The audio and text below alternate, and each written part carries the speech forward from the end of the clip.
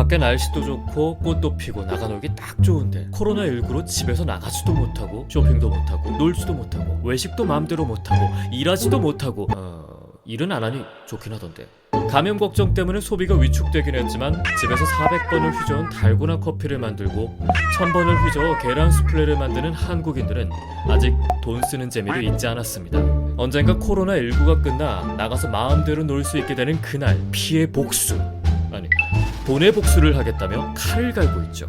소비 위축으로 어려움을 겪는 기업들에게 처절한 돈의 복수를 하려는 사람들의 심리는 보복 소비로 알려졌습니다.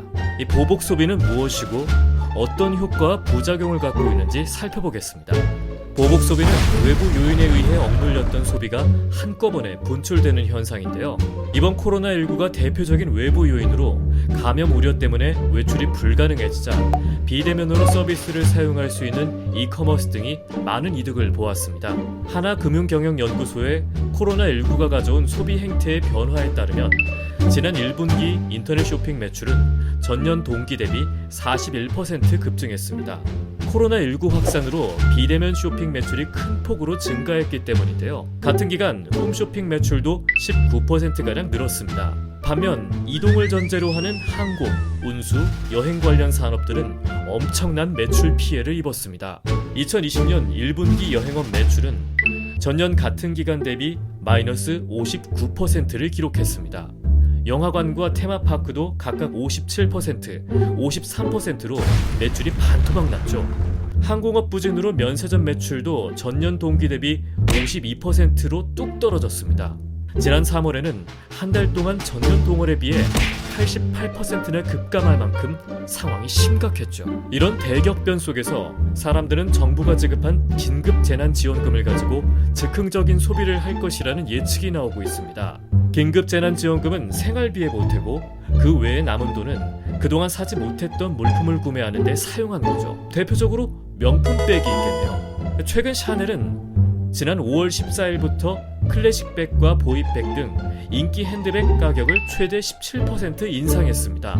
이는 2019년 10월 이후 7개월 만의 일로 샤넬 매장에는 가격이 오르기 전에 명품백을 장만하려는 고객들이 오픈런을 했다는 보도가 있었죠. 이 오픈런을 해도 이미 줄이 길게 이어진 모습은 코로나19로 인한 소비 위축을 무색해 할 정도였는데요. 점원이 1:1 응대를 하는 명품 매장의 특성상 줄이 쉽게 줄어들지도 않았습니다. 대기자 수가 200명을 꾸준히 넘길 정도였죠. 백화점에서는 주요 명품 업체들의 가격 인상 때마다 늘상 있는 일이라고 답하긴 했지만 보복 소비 심리가 영향을 준 것도 사실입니다. 신세계 백화점의 에르메스, 샤넬, 구찌 등 명품 브랜드 매출이 전년 동기 대비 51.5% 증가했습니다. 현대백화점과 롯데백화점도 각각 40%, 10%가량 매출이 증가했다고 하네요. 기존에는 명품을 찾는 사람들이 중국인 등 외국 관광객들이 줄을 이뤘지만 이번 샤넬 오픈런 때는 거의 내국인들이 줄을 이었다고 합니다. 이런 보복 소비와 재난지원금과 관련해서 논란도 있긴 합니다. 이 소상공인 지원을 목적으로 뿌린 긴급재난지원금이 소상공인이 아닌 이케아 등 대형업체에 사용되는 경우가 있다고 하네요. 이케아는 대형 체인이지만 가구 전문점으로 업종이 분류됐기 때문에 긴급재난지원금 사용이 가능하다고 합니다. 덕분에 중소가구업체로 갈 긴급재난지원금이 이케아로 몰리는 기현상이 발생하기도 했죠. 지금까지 사례들을 보면 긴급재난지원금이 소상공인 지원과 소비 진작 두 마리 토끼를 잡는데 어느 정도 효과가 있는 것 같습니다. 하루빨리 코로나19가 종식돼 모두가 마음 놓고 경제 활동을 할 수 있는 날이 왔으면 좋겠네요. 오늘도 시청해주셔서 감사합니다. 구독과 좋아요는 영상 제작에 큰 도움이 됩니다.